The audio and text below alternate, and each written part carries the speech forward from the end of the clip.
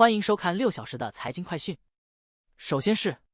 4月份，美国核心消费者物价指数预计将首次出现6个月来的小幅回落，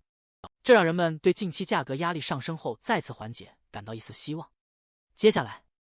，SpaceX 将于3至5周内进行 Starship 火箭第4次试飞，测试目标是超越最大热值或比上次飞得更远。接下来，澳大利亚预算将加大对关键矿产行业的扶持，财政部长吉姆·查莫斯称其为黄金机会，预算将寻求在抑制通胀和投资经济未来之间取得平衡。政府以刺激高科技绿色制造业的澳大利亚制造的未来为预算核心支柱，将包括税收优惠和有针对性的补助金，重点吸引和吸收私营投资。让我们关注中国计划最快从下周一停止显示外资实时股票交易数据，以消除潜在的负面数据来源，提振市场信心。下一条，马里兰州苹果商店员工投票罢工，原因是生活和工作平衡问题，不可预测的排班和低工资。接下来这条，周日，加泰罗尼亚地区选举举行，民意调查显示，社会党候选人萨尔瓦多·伊利亚领先，而主张硬脱欧的一起和主张温和脱欧的加泰罗尼亚共和左翼落后。前加泰罗尼亚主席普伊格德蒙特作为一起的候选人，他曾于2017年领导独立运动，之后逃往比利时，并誓言恢复独立计划。社会党有望在加泰罗尼亚议会中赢得40个席位，一起预计将获得34个席位。加泰罗尼亚共和左翼将获得26个席位。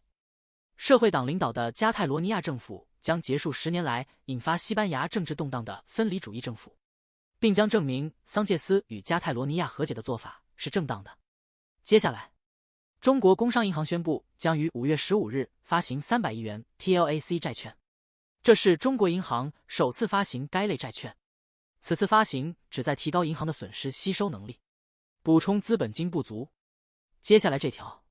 韩国计划提供逾10万亿韩元（73亿美元）的芯片投资和研发支持，意在赢得半导体产业战争。该计划目标涵盖芯片材料、设备制造商和无晶圆厂公司。下一条，高盛 CEO 大卫·所罗门在米尔肯研究所年会上招待了特斯拉 CEO 埃隆·马斯克等投资巨头。此次盛会汇聚了数千名寻求交易伙伴和资金的金融人士，是疫情后规模最大的一次线下活动。请看下面这条，摩根士丹利将在巴黎开设欧洲办公室，另2家公司宣布投资7亿欧元。法国政府将于周一举办年度选择法国峰会，以吸引海外企业和投资者。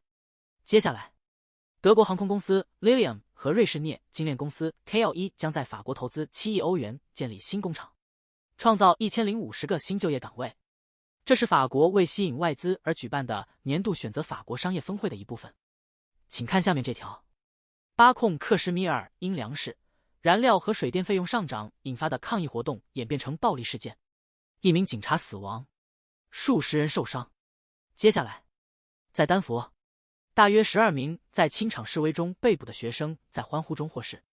专家认为，随着毕业典礼、暑假来临和高调抗议活动解散，保持抗议势头具有挑战性。然而，大学抗议只是更广泛巴勒斯坦运动的一部分，抗议者计划将势头从校园转移到街头。接下来这条，中国电动汽车行业开始向海外市场寻求更多资金。随着电动汽车制造商极氪周5在美国上市，其股票上涨 34%， 成为自2021年以来中国公司在美最大规模的 IPO。 最后这条是，